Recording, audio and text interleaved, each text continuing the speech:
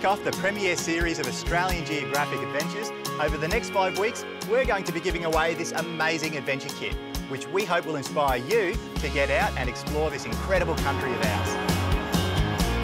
This Majestic 2015 Sierra Off-Road Extreme comes complete with air conditioning, gas-heated hot water system, a rear ensuite, and you even get a Kamiq top-loader washing machine.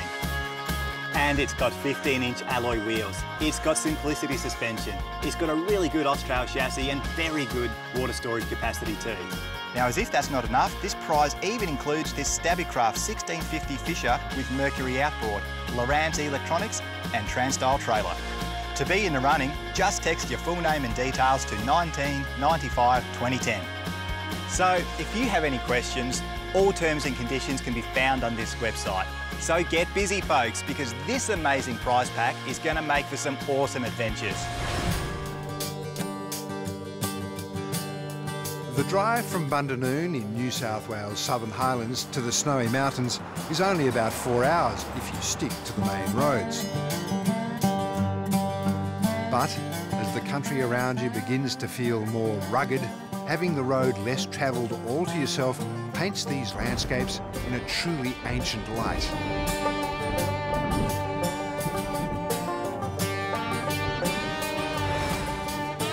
Mount Kosciuszko National Park, home to the highest mountain in Australia and to the Bundian Way, a 40,000-year-old Aboriginal pathway that was used to connect the highest part of the continent with the east coast.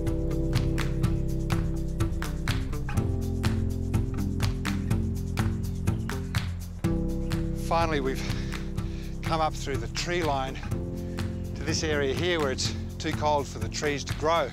Way off in the distance there is the coast and Eden, where the Aboriginal people used to feast on the whales, and then they'd follow the Bundian through the valley there, which they call the Big Boggy, up here along the ancient pathway. And having feasted on the whale, they'd climb all the way up here to feast on what we're about to discover just up here. It has taken years of dedicated research to retrace the Bundian Way's full 365 kilometres from the coast to these time-worn peaks. Home to a tiny creature for which the Aboriginal people of old would walk the entire track in search of. So this is where you find them? Well, this is where you find the moth. This is where they normally come. Oh, you can see a whole lot of dead ones on the ground there. According to Monaro elder Aussie Cruz, generations of Aboriginal people would journey here to gather moths in order to maintain their traditional diets. So they were quite full of fat content, wasn't it? They're a fat content that's different to any other type of fat. You know, it's not like a red fat from red meat. Yeah. This was nutritious. In spring, huge migrations of bogong moths hibernate in these high, isolated caves in numbers of up to 17,000 every square metre. Ones like this one here. That one there. Oh, right, OK, so there a lot of those. There's still live ones in there. Yeah. But while the moth is integral to the Bundian story, elders like Aussie think the track's history contains deeper lessons for all of us. One of the things I think that the Bundian Way keeps alive for us is that we as a people should unite together and care and share for the environment, and particularly care and share for our country, because we really want to see this country left in place for our children's children.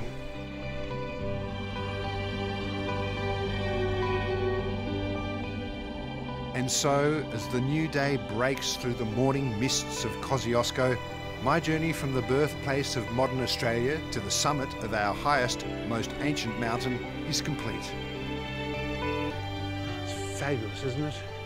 And unique. I mean, what other country has fish and coral lapping at the footpath of one of its major international cities? And what other country inspires the kind of individual that decides that since there's 2,000 kilometres of ocean between us and a neighbouring country, he should fly over it in a plane made of timber and fabric?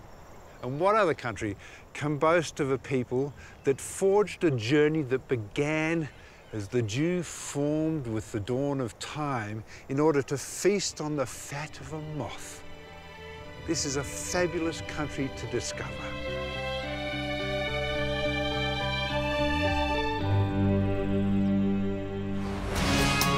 If my journey has fired up your wanderlust, some quality wheels are a must, so pick up a Brits camper van and roam free. The Sydney Lakeside Holiday Park has campsites starting at $39 per night. We rolled out our swags at the Shoalhaven Heads Mountain View Resort, where powered sites start at $35. And before we conquered Mount Kosciuszko, we caught some Zeds in the comfort of the Jindabyne Discovery Holiday Park, where sites start at $27 per night. For this information and more about this week's Australian Geographic Adventures, log on to australiangeographic.com.au. On next week's show, Caroline Pemberton and I explore northeastern Victoria's alpine country. From up on high... It's absolutely spectacularly beautiful up here. ...and in low gear. Holy smoke. He has just disappeared on a 90-degree angle.